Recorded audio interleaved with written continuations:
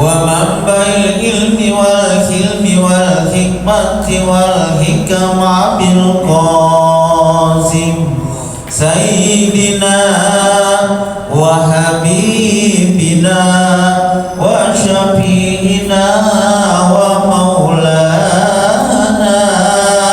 محمد صلى الله عليه وسلم جد شرفا يا رب كرما وتدما ورفعة ومهابة وبرا وسلم رضي الله تبارك وتعالى عن ذوي الفضل العليم والقدر الجليل ساداتنا وأئمتنا وموالنا أبي بكر وعمر وعثمان وعلي الحسن ثم الحسين وبقية الصحابة وقرابة رسول الله صلى الله عليهم أجمعين والحمد لله رب العالمين. يا رب بالمصطفى بلغ مقاصدنا واغفر لنا ما مضى يا واسع الكرم. نبينا الكاملون فلا أحد أبر في قول لا منه ولا نعم. يا رب بالمصطفى بلغ مقاصدنا واغفر لنا ما مضى يا واسع الكرم. اللهم صل وسلم وبارك عليه اللهم صل وسلم وبارك عليه وعلى آله. الحمد لله رب العالمين والصلاة والسلام على أشرف الأنبياء والمرسلين سيدنا وحبيبنا وشفيعنا ومولانا محمد وعلى آله وأصحابه أجمعين.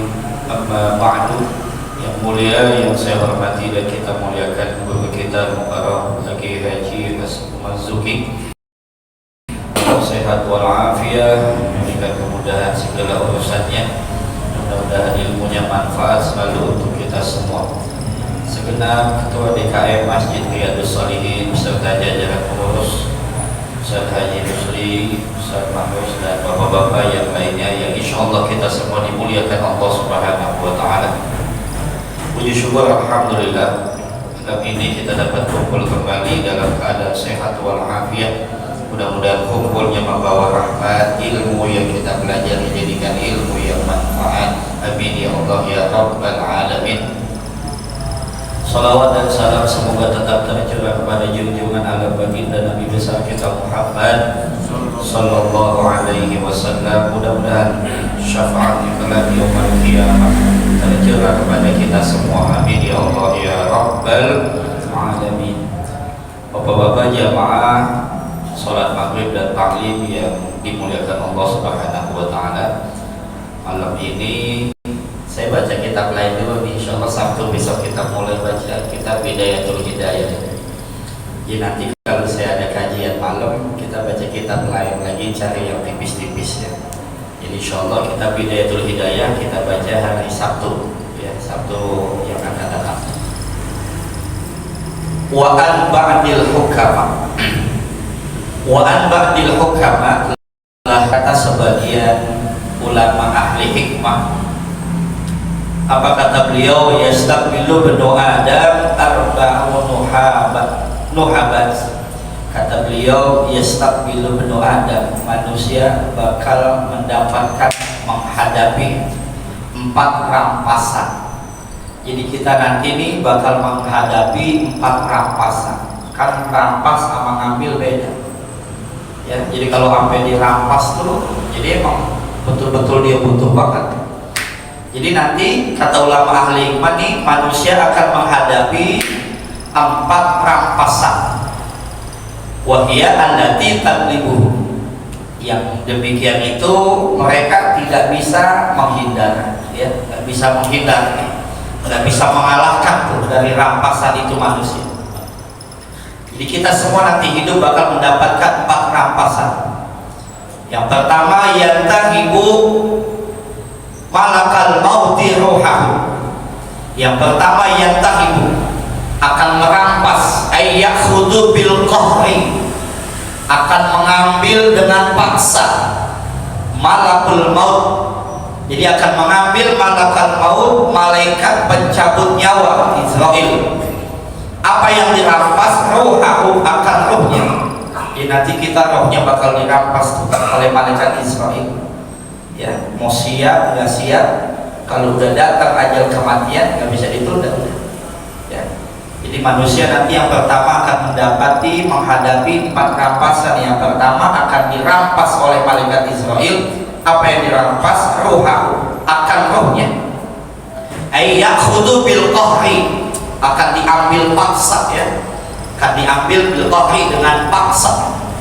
Kita semua ya, makanya ulama dalam nasihat yang lain kata beliau, salasun la budda an tastaqira fi dhihnika.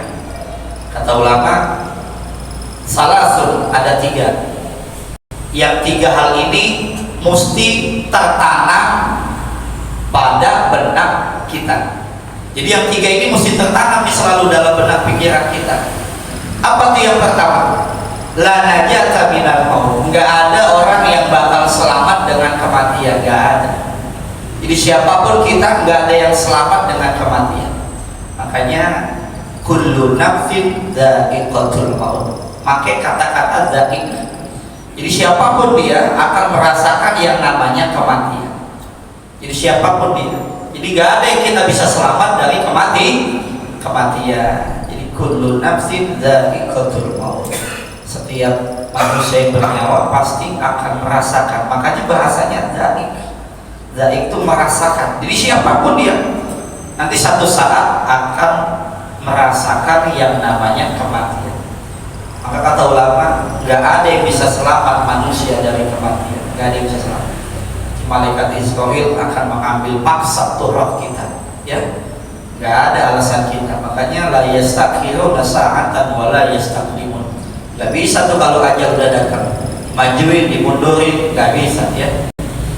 Jadi yantahibu malakal mauti ruhahu, akan menghadapi, akan dirampas tuh manusia. Apanya yang dirampas? Rohnya oleh malaikat Israel. Kan kalau dibuat bila Israel datang memanggil jasad di pembaringan, kayak betul pembaringan. Sebab ya namanya ibu-ibu ngajinya kan ngaji nguping. Kita mah dulu ngajinya kan guru-guru kita ngajarinya di pembaringan, dia mah di pendaringan.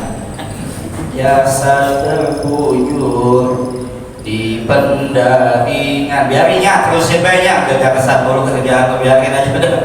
Dia mah pendaringan. Pendaringan apa pendaringan? Pembaringan ya. Masya Allah, bisa. Makanya tuh Haji Omar dalam lagunya ya, badan pun tak berharga di saat ditinggal nyawa. Itu sebenarnya kan nasihat ya, itu nasihat tuh. Badan pun tak berharga, gak ada harganya badan kita. Kapan tuh? Di saat ditinggal nyawa, gak ada apa-apanya ya kan. Mau apa yang kita banggain, apa yang kita mau sombongin? Lagi punya duit sombong, lagi gagah sombong, gak mau ibadah, gak mau sedekah, gak mau datang majelis taklim, gak mau dekat sama ulama. Apa yang kita sombongin? Bahkan dalam hadis qudsi Allah nyatakan ya, kam min jabbarin adallahul maut, kam min jabbarin, berapa banyak orang yang angkuh, sombong, takabur, adallahul maut, bakal dihinakan dengan sebuah kematian ya. Orang gagah kayak apa? Kalau udah mati bisa apa?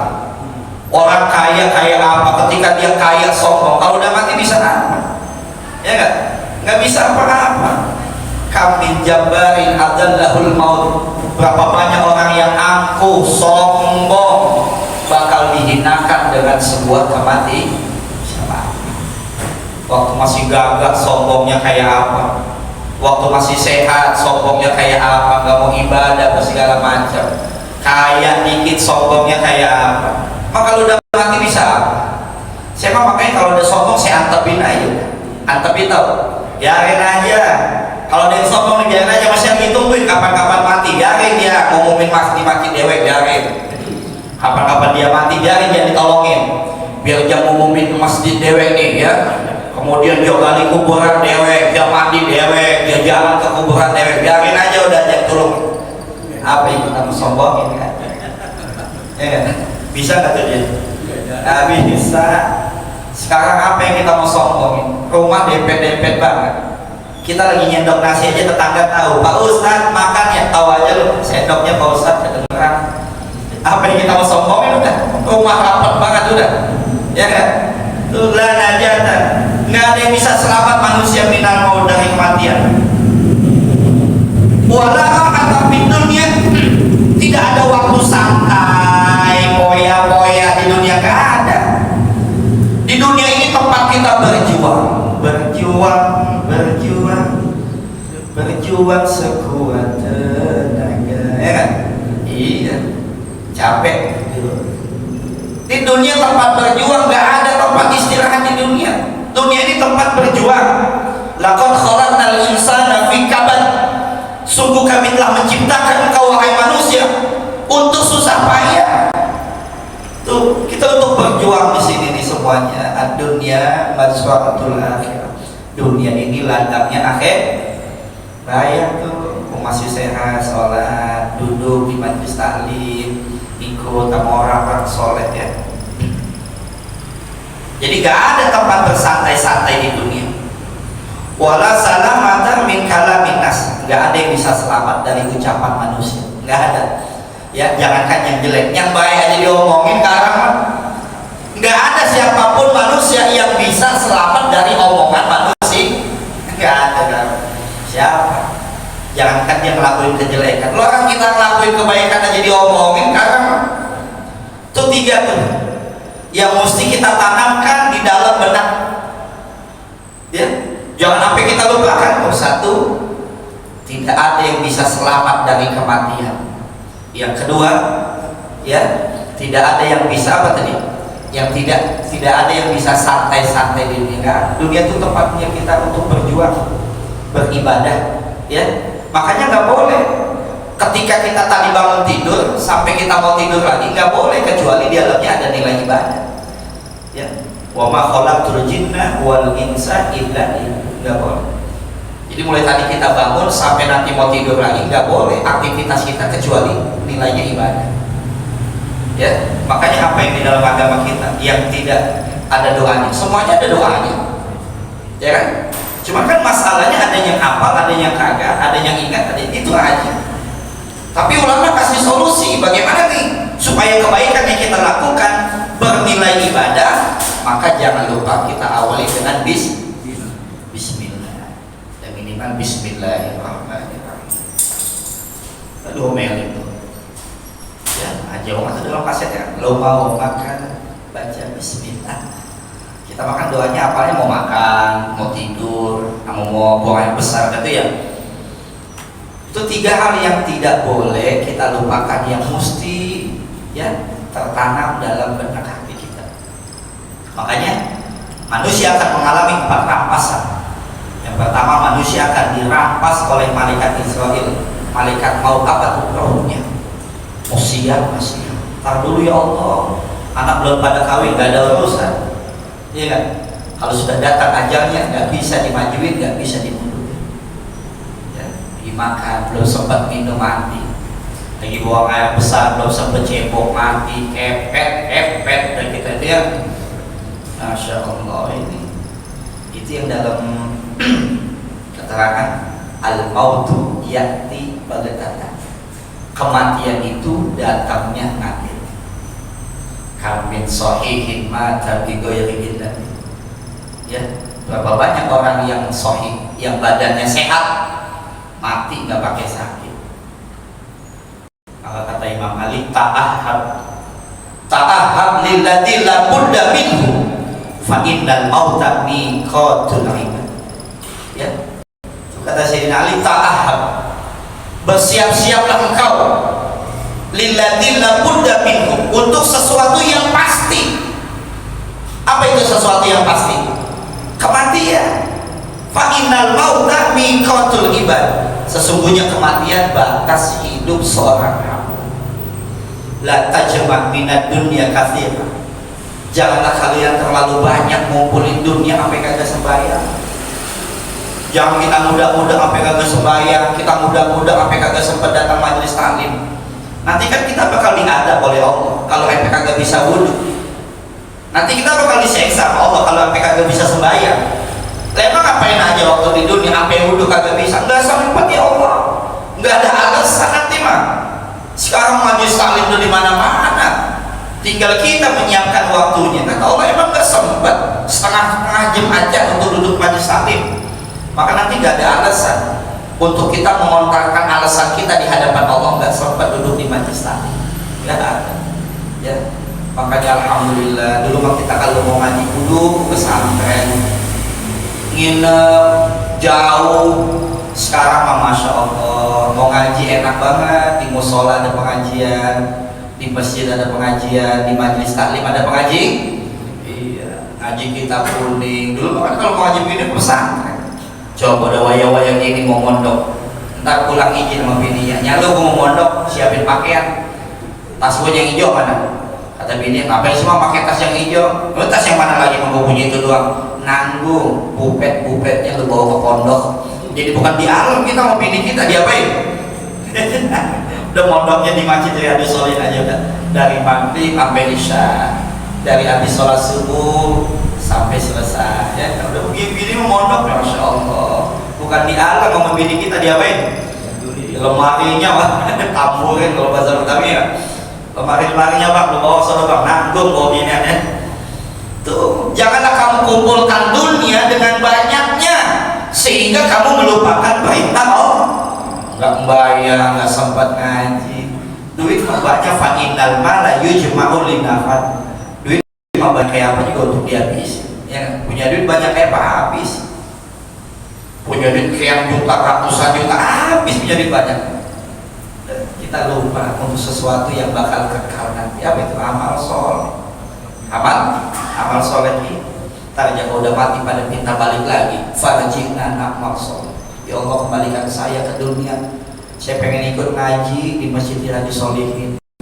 Saya pengen ikut sholat jamaah. Ya, saya mau lakuin kebaikan. Fakir lalu dijawab oleh Allah apa? Antahunaka taji. Engkau kan dari dunia datangnya. Lah kenapa datang dari dunia pengen balik lagi ke dunia? Mestinya waktu kita di dunia kita beramal soleh. Jangan udah mati minta balik lagi ke dunia pengen ngapain? Pengen sembahyang jamaah, pengen ngaji, angel gitu ya. Angel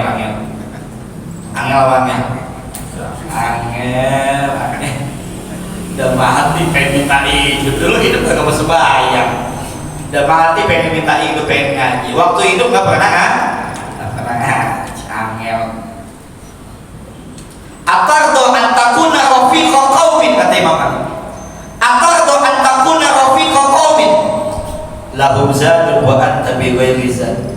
Apakah kamu ridho, apakah kamu senang ketika kamu mengiringi suatu teman yang nanti teman kamu balik kepada Allah membawa bekal sedangkan engkau nggak bawa bekal? Emang kita senang ngelihat teman kita balik menghadap Allah bawa bekal, kita nggak bawa bekal? Waduh, susahnya kayak apa? Ya, dunia ini tempatnya untuk dapat. Itu yang pertama. Kata ulama ahli hikmah, manusia akan mengalami 4 rampasan. Yang pertama, akan dirampas oleh malaikat Israel, ruhahu, akan ruhnya. Yang kedua, wa yantarikul warasata manahu, akan dirampas oleh ahli waris manahu, akan hartanya. Nanti ahli waris kita bakal merampas harta-harta kita. Yang dulu kita cari-cari itu dunia sampai kagak sembahyang. Emang yang nikmatin nanti siapa? Yang nikmatin tuh ahli waris kita. Wa miqamu wa nadamu alaih. Sedangkan penyesalan dan seksa itu bagi kamu. Yang nikmatin harta kita siapa nanti? Ahli waris kita. Ya, makanya kita nggak punya rumah mewah kayak teman-teman kita, nggak jadi masalah. Kita nggak punya kendaraan mewah bagus, nggak jadi masalah. Itu semua bisa diatur. Kumpulin duit, kerja, dagang. Ya, kita bisa renovasi rumah, kita bisa beli mobil yang bagus. Tapi jangan sampai dalam hidup kita nggak punya anak yang soleh dan soleh. Itu yang penting. Emang nanti kalau kita matinya doain kita sama, lah kan anak-anak kita. Lah tetangga makan doain kita kalau diundang tahlilan selamatkan.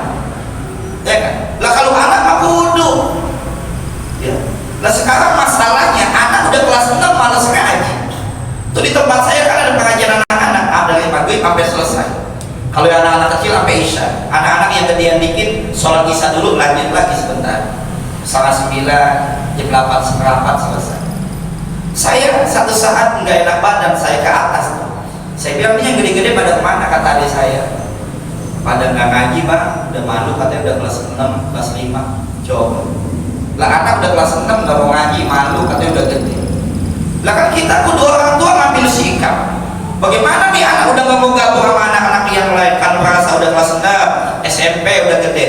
Lah kita orang tua ambil sikap tuh, panggil guru ngaji ke rumah kita, ya kan, biar anak-anak kita bisa ngaji. Kalau orang perempuan sih rada-rada galak emang, cuma kan kita kadang-kadang nih laki nggak tegaan lihat anak. Kata kita laki ngapa sih anak diomelin dulu, udah gede kan dia malu kalau ketawa sama temannya. Habis bagaimana bang, bocah suruh ngaji susah. Ya, kata laki biarin, dia kagak mau diapain. Ya bininya mengkelak. Dan lu kalau ngomong enak aja orang laki, emang nanti kalau kita mati sampai yang doain, kata bininya. Lakinya jawab, lu ngapa buyang-buyang sih? Lah kapan banyak ustaz sama ustazah. Lu ngapa buyang? Lah kalau kita mati ada ustaz sama ustazah. Lu ngapa lagi buyang amat? Kata bininya, ustaz apa sama ustazah kudu ngamplopin goblok. Nah kalau anak mah masya Allah ya kan, yang kita biayain, yang kita kasih pendidikan yang terbaik, siapa? Anak. Makanya orang dulu nih kalau anaknya mau ngaji, salaman sama bapaknya, apa kata bapaknya? Ngaji biar benar, sekolah biar benar, rumah tangga biar benar, bukan biar pinter. Dulu tuh waktu zaman-zaman kita kecil mau ngaji, salaman bapak kita tuh dibagiin duit, kita tuh gope-gope dapat opak yang putih itu yang ada kaca kecil-kecil, apa tuh namanya? Yang kalau digigit keras banget. Yang hatinya 25 dulu ya. Masya Allah, udah girang banget kita dibagi duit gope ngaji. Kata bapak kita, ngaji yang benar. Filosofi orang tua kita tuh, ngaji biar benar, sekolah biar benar, bukan pintar. Sebab benar pasti pintar. Kalau pintar maka belum tentu benar. Lo kalau mau orang pintar lo banyak, cuman yang benar orang tua dulu. Makanya akan merampas ya oleh ahli waris kamu. Apa yang dirampas? Harta-harta kita. Ya, makanya jangan sampai dalam kehidupan kita nggak punya anak yang soleh dan soleh. Makanya Ibnu Abbas setelah beliau sholat tahajud, sholat malam, Ketika beliau selesai sholat malam, dia lihat tuh anak-anaknya lagi pada tidur. Setelah Ibnu Abbas sholat malam, melihat anak-anaknya lagi pada ngapain? Pada tidur. Apa kata Ibnu Abbas? Walakum kumtu ya waladi. Dengan sebab engkau wahai anakku, aku qiyamul lail. Ya, karena untuk kalian wahai anak-anakku, aku sholat tahajud. Aku mendekatkan diri sama Allah. Buat siapa itu? Anak-anak itu. Biarin dia bakal pada hidup, tapi kan kita yang tahu. Ya, itu namanya jiwa pahlawan. Biarin kita korbankan waktu istirahat malam kita. Kita pakai buat munajat sama Allah. Ya, kita doain bini kita, anak-anak kita. Dia mau belum hidup, mau dikata apa? Maka Ibnu Abbas ketika sholat malam, selesai sholat dia lihat anak-anaknya tidur, beliau mengatakan walakum kumtu ya waladi. Ya, karena untuk kalian aku ini sholat malam, wahai. Maka Luqmanul Hakim pernah nasihati kepada anak, ya bunayya, wahai anakku, la takunanna di akyasa minka. Wahai anakku, jangan sampai ayam jago lebih pintar, lebih cerdas daripada engkau. Dia bangun di waktu malam, wa anta naim, sedangkan kau dalam keadaan tidur. Ayam udah bangun, kita masih ngapain? Sedih. Ayam bangun tengah malam, kukuruyu udhkurullah, bangunin kita karena dia lihat rahmat Allah. Bangunin kita biar kita juga dapat rahmat Allah. Jadi kalau ayam bangun tengah malam tuh dia lihat rahmat Allah, bukan anak perawan bunting, Pak. Kalau ada 3 suara, kalau dalam kitab apa namanya itu, subhanallah, Ayyuhal Walad, Imam Ghazali itu ada dikutip keterangan di dalam kitab itu tuh. Jadi ada 3 suara yang dicintai oleh Allah. Salah satunya sautudik, suara ayam jago, ya, yang kekoyok di tengah malam, itu suara yang kita. Jadi karena dia lihat rahmat Allah. Kalau kuda merintih tengah malam tuh, itu dia ngeliat setan. Atau anjing gonggong tuh dia ngeliat setan tuh. Kalau jeping di mana tuh? Fil qabri, di dalam kubur. Itu dalam riwayat 1 kali sengit, 1 kali antuk, 1 kali gigit, sakitnya sabarina sana 70 tahun. Kayak apa itu nanti sakitnya dalam kubur, ya? Sekali sengat, sekali gigit, sekali antuk, sakitnya 70 tahun. Bagaimana kalau paha kita sebelah habis digerapotin? Kayak apa itu? Ya. Oke, dalam tahiyat akhir ada doanya ya, supaya kita diselamatkan dari siksa kubur. Cacing belatung. Bahkan ada keterangan nanti yang bakal digigit duluan adalah mata kita. Kenapa kata ulama? Karena mata kita ini paling enak, ada airnya berair. Dia paling digigit pertama tuh. Jadi bakal merampas ular, cacing, belatung, kalajengking, jismahu akan jasad-jasadnya fil qabri, di dalam kubur. Itu yang dalam hadis. Jadi kubur itu ada kalanya raudhah min riyadil jannah, ya, atau hufratun min hufarin. Itu kalau di dalam kitab Al-Usul ya, itu dijelasin. Jadi kitab itu menjelaskan tentang hikayat-hikayat, ya.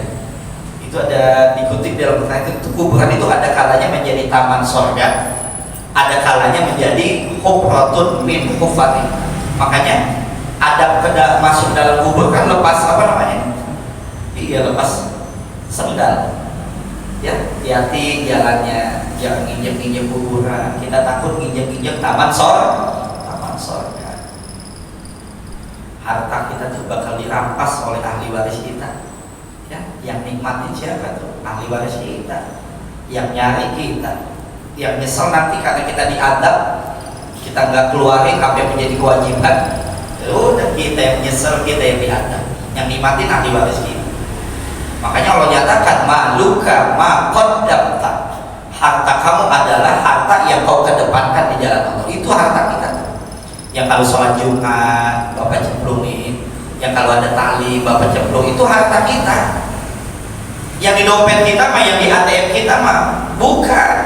Yang kita simpan di bank, yang kita simpan di bawah bantal, yang kita simpan di bawah pakaian, kan udah gak ada yang nyimpen di situ, ya enggak? Kalau dulu nyimpen duitnya di bawah bantal, bagi riba, ngambil bawah bantal, ngambil bawah kasur, nggak ada. Sekarang nyimpennya di bank. Itu bukan punya kita, itu punya ahli waris kita. Sebab kalau kita meninggal dunia itu punya ahli waris kita. Harta kita ma qaddamta, ma apa-apa qaddamta yang kau kedepankan di jalan Allah, nah, itu harta kita. Nyari duit sampai nggak sembahyang.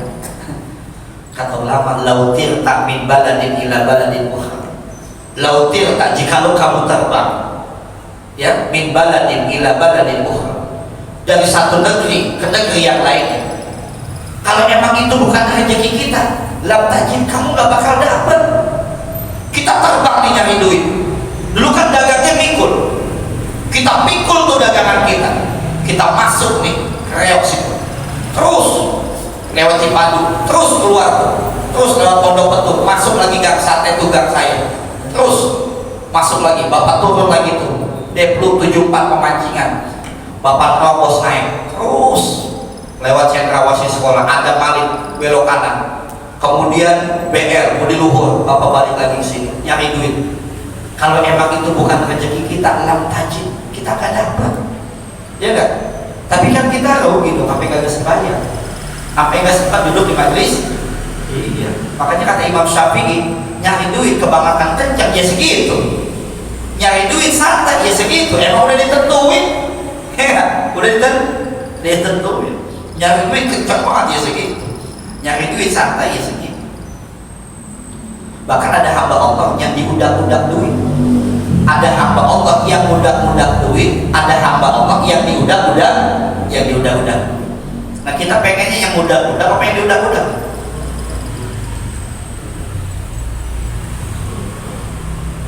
Wayantah gimana nih? Wayantahibul khusoma amalah, akan merampas al khusoma, yaitu orang yang dulu pernah kita dolimi, pernah kita sakiti, dia akan merampas. Apa yang dirampas? Amalah, amal-amalnya. Yang dulu kita hidup pernah dolimin orang, pernah nyakitin orang, nanti dia pada minta keadilan di hadapan Allah Subhanahu wa Ta'ala. Kan ada hadis yang panjang tuh, ya. Kata Nabi, "Atadruna bil muflis?" Kata Nabi, sahabat, tahu nggak kamu orang yang muflis, orang yang paling bangkrut? Kata sahabat, yang nggak punya duit, yang nggak punya dirham. Enggak. Kata Nabi, orang yang paling yang bangkrut adalah dia datang nanti menghadap Allah dengan bawa pahala puasa, pahala sholat, pahala sedekah, pahala-pahala yang lain. Tapi banyak dari hamba-hambaku yang minta keadilan kepada dia karena perbuatan dolimnya terhadap saudaranya. Nanti orang pada minta keadilan semua, Allah, ya Allah, saya akui si Fulan memang sholatnya luar biasa, berjamaahnya luar biasa, belum yang sunnahnya, tahajudnya, tapi dia selama hidupnya dolimin saya terus, ya Allah. Hari ini saya minta keadilan kepada Engkau. Akhirnya kebaikannya dilimpahkan kepada dia yang dulu didolimin. Enggak nyampe situ, banyak lagi yang minta keadilan, ya diakui sedekahnya nggak ada yang nandingin apa segala macamnya. Ternyata amal solehnya udah habis, yang minta keadilan masih banyak. Ternyata amalnya udah habis. Akhirnya dosa-dosa yang dulu pernah dia dolimi tulihat, dilemparkan kepada dia yang datang menghadap Allah dengan membawa amal soleh yang banyak. Habis sudah amalnya, ya. Makanya jangan sampai tuh itu kita dolimin orang, jangan. Ya. Makanya dulu kan ada tuh kalau sebelum qomat ya, Allahumma sholli ala sayyidina Muhammad wa ashghilil zalimin bidzalimin wa akhrijna min bainihim salimin wa ala alihi wa sahbihi. Kita minta dikeluarkan oleh Allah dari golongan-golongan orang yang melakukan kedoliman. Hati-hati, akan merampas orang yang dulu kita dolimin. Apa yang dirampas? Amalan. Akan amalan. Ikana lahu amal, Ingkana lahu amalun sholih, jikalau dia punya amal soleh, wa illa, dan jikalau dia tidak punya amal soleh, umila alaihi dunubuhum, umila akan dibebankan kepada dia dunubuhum, dosa-dosa mereka. Waduh, apes banget kita, ya.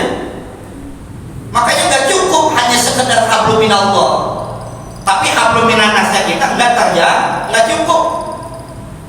Oh, hablum minallahnya sih ajib dah. Cuman kalau hablum minannasnya ini nih, yang apa tetangga nggak pernah akur, dia nggak ngambil haknya, dolimin apa segala macam. Ini ikan lahu amalun soleh, jikalau dia memiliki amal soleh. Jikalau tuh yang suka dolimin memiliki amal soleh, kalau enggak bagaimana?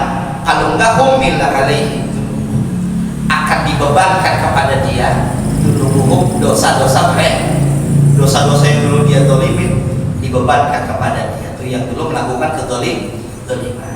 Makanya hidup tuh apa ya? Gak cukup kita hanya bagus hubungan kita kepada Allah, sesama manusia, sesama tetangga, hablum minannas kita. Kan tetangga kita ini saudara dekat kita. Maka kalau kita ada apa-apa, siapa yang repot? Tetangga.